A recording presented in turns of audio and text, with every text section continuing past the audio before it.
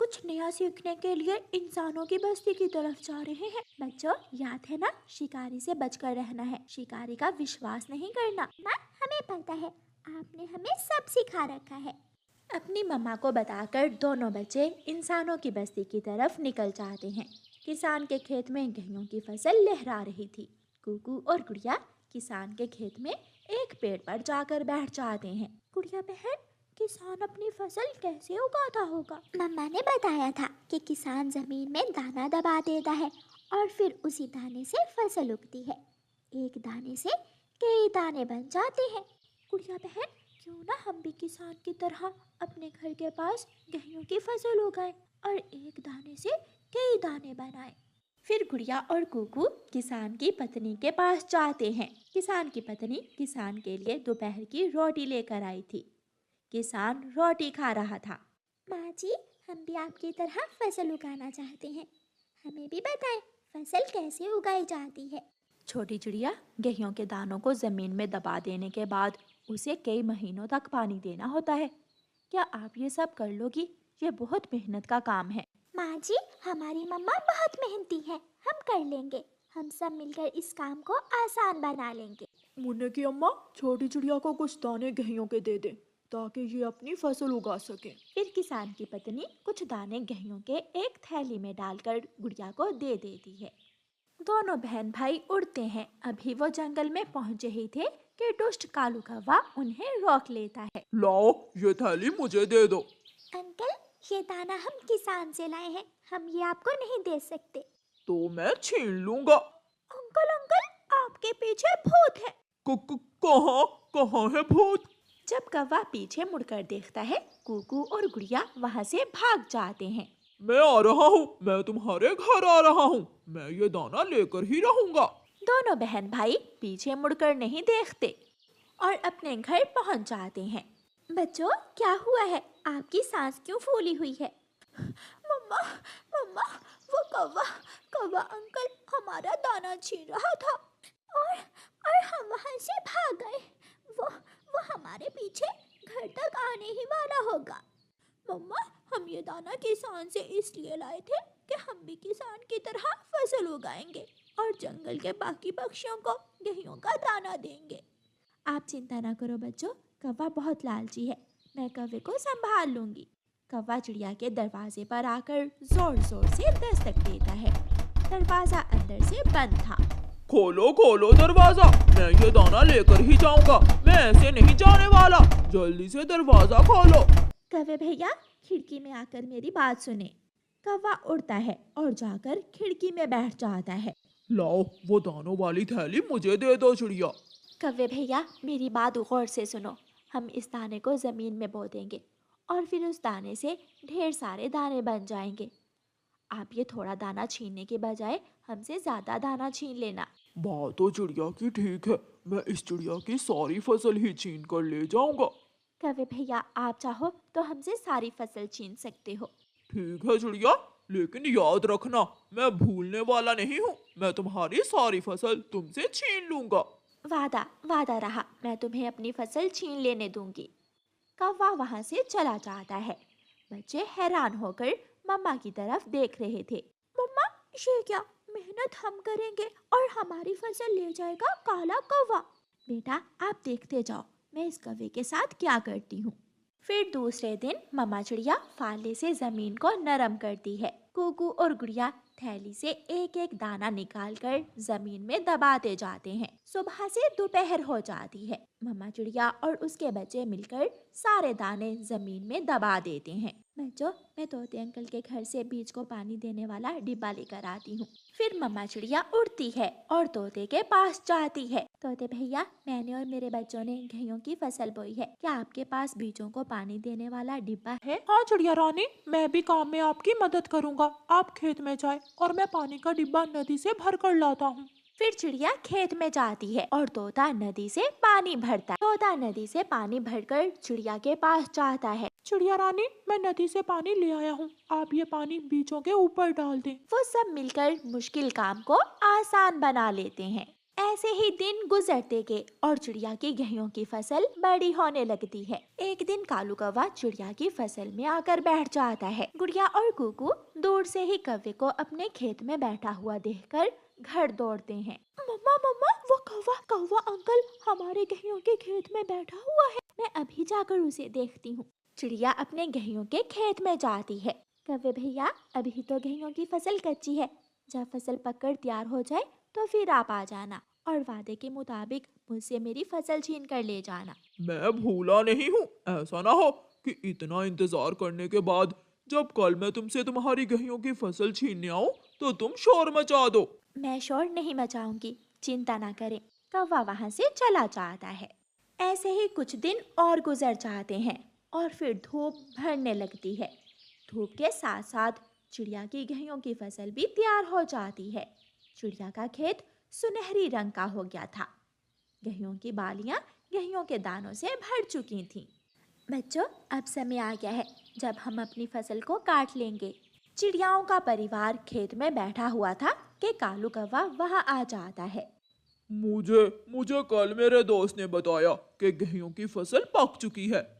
चिड़िया, क्या ऐसा ही है?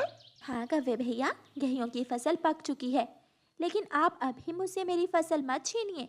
मैं फसल काट लूं और दाना अलग कर लूं, फिर छीन लेना। हाँ, ये काम भी मुश्किल है, मुझसे तो नहीं होगा ये सारा काम।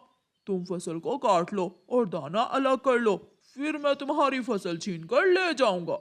ठीक, तो हम आज ही फसल को काटने का काम शुरू करते हैं। कौवा चला जाता है। चिड़िया और चिड़िया के दोनों बच्चे सब मिलकर फसल की कटाई शुरू करते हैं। कुकू अपनी बहन और मम्मा के लिए नदी से ठंडा पानी लाता है। 2 दिन की सख्त मेहनत से चिड़िया अपनी गेहूं की सारी फसल काट लेती है। मम्मा, क्या कौवा अंकल अब हमारी सारी फसल छीन कर ले जाएगा? नहीं, आप देखना मैं कैसे उस काले कौवे को सबक सिखाती हूँ।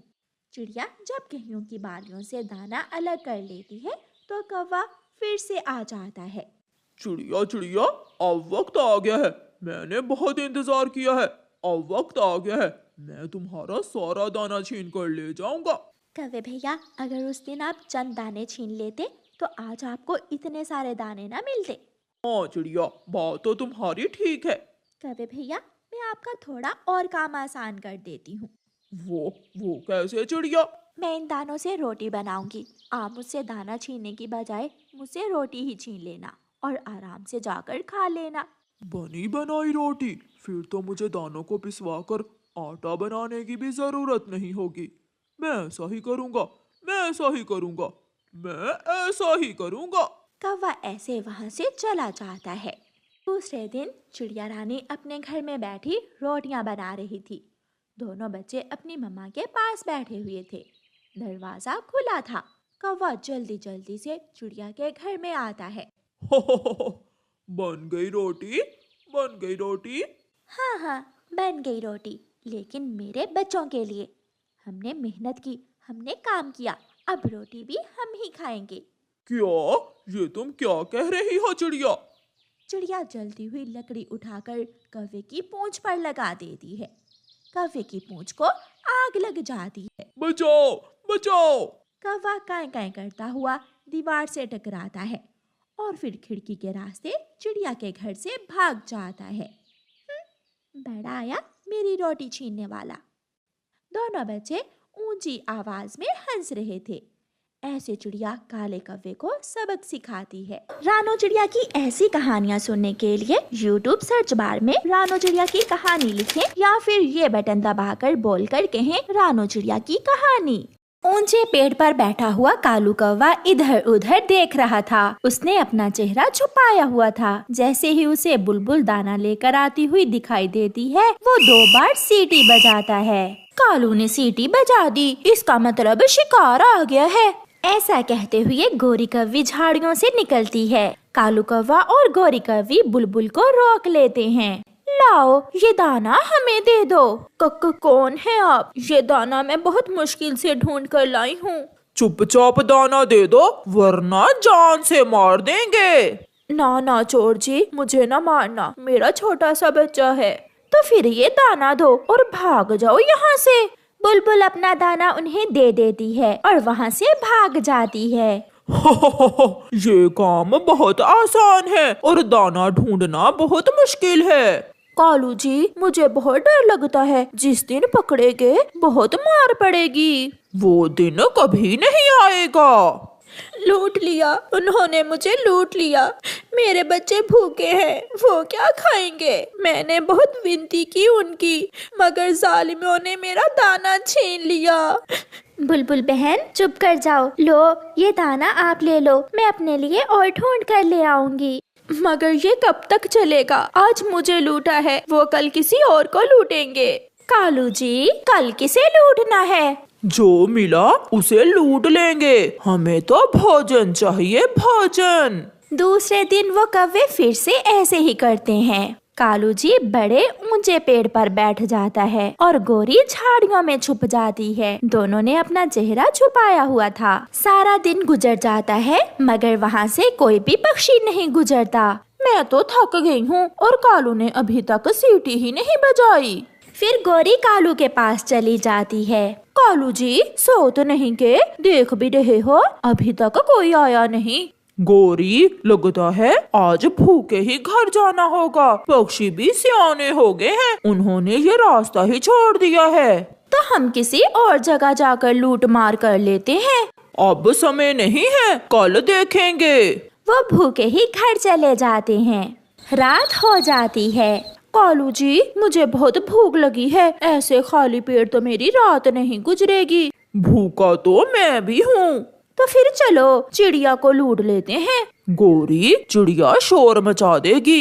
मैं चाकू साथ ले लेती हूँ और हम चेहरा छुपा लेंगे। ऐसे वो दोनों चिड़िया को लूटने घर से निकलते हैं। कुकू बेटा, कल आपकी नानो आ रही हैं। आप सुबह सवेरे ही उठकर नदी पर जाना और नहा लेना। मम्मा, मैं थोड़ी सी मिठाई खा लूं? कुकू बेटा, ये मिठाई मैंने आपकी नानो के लिए ला कर रखी है। कल जब नानो आएगी तो नानो के साथ खा लेना। उनके दरवाजे पर दस्तक होती है। मम्मा, मैं देखता हूँ बाहर कोई है। बेटा, ऐसे दरवाजा नहीं खोलते, पहले पूछते हैं। दस्तक फिर से होती है। कौन कौन है? तोते की आवाज में बोलो, तोते की आवाज में। मैं हूँ मिट्ठू, मेरे पेट में बहुत दर्द है चिड़िया। कालू ऐसे तोते की आवाज में बोलता है। मम्मा, ये तो मिट्ठू अंकल हैं। फिर मम्मा चिड़िया जैसे ही दरवाजा खोलती है, गोरी कौवी चिड़िया को चाकू दिखाती है। गला काट दूंगी तुम्हारा अगर शोर मचाया। कौन कौन है आप? कौवे चिड़िया के घर में घुस जाते हैं। निकालो जो है, जल्दी करो वरना जान से मार देंगे। ओए छोटे, बोलो, कहाँ छुपा कर रखी हैं खाने वाली चीजें? आंटी चोर, ये मिठाई है मगर ये तो मेरी नानो के लिए है। आप कल आ जाना, मेरी नानो के साथ मिलकर खा लेना मिठाई। हम चोर पक्षी दिन को नहीं रात को खाते हैं। फिर गोरी मिठाई उठा लेती है और गोरी और कालू वहाँ से भाग जाते हैं। हम लुट गए, वो जालिम हमें लूट कर ले गए। मम्मा, इससे अच्छा तो था मैं पहले ही कुछ मिठाई खा लेता। अब ना नानो को मिली और ना ही मुझे। कुकू की मम्मा कुकू की बात सुनकर हंसने लगती हैं। हाँ कुकू, मुझे क्या मालूम था कि चोर आने वाले हैं। मैं तो लूंगी रसगुल्ले और मैं खाऊंगा गुलाब जामुन। कौवे घर जाकर मजे मजे से मिठाई खाते हैं। कबूतर जी, चलो घर चले, जंगल के हालात ठीक नहीं है। कल किसी ने चिड़िया को भी लूट लिया है। वो चिड़िया ही थी जो लुट गई। अगर मैं होता तो मैं उन चोरों को मजा चखा देता। सुना है उन चोरों के पास चाकू भी था। जब मैं छोटा सा था तो एक बार मैंने एक चोर को पकड़ा था। हमारे जंगल में मैं सबसे बहादुर था। फिर कबूतर और कबूतरी अपना दाना लेकर वहाँ से उड़ते हैं। कालू कौवा ऊंचे पेड़ पर बैठा हुआ था और गोरी कौवी रोज की तरह झाड़ियों में छुपी हुई थी। कोई आ रहा है, शिकार आ गया।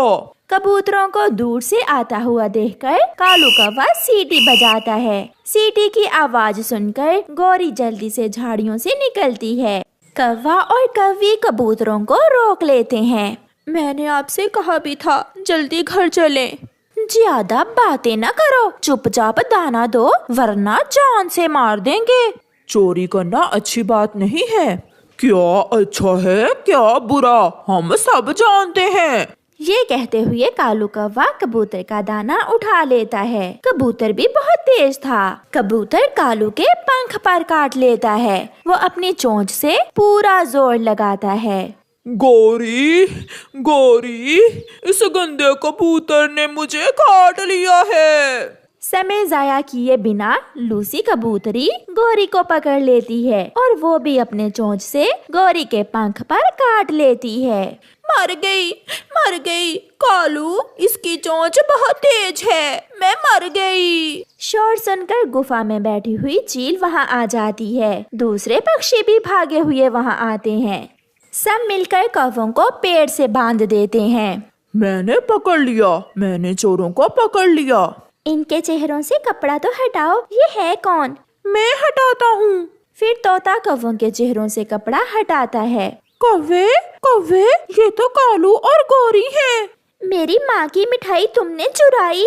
मारो, इन्हें मारो। फिर वो सब मिलकर कौवों की खूब पिटाई करते हैं और मार मार कर उन्हें जंगल से निकाल देते हैं। कालू जी, मेरे पंख में बहुत दर्द हो रहा है। गोरी, मुझसे तो उड़ा भी नहीं जा रहा। ऐसे कौवों को चोरी करने की सजा मिलती है। प्यारे दोस्तों, इस कहानी से हमें सीख मिलती है कि चोर कितनी भी होशियारी कर ले, एक ना एक दिन तो पकड़ा ही जाता है।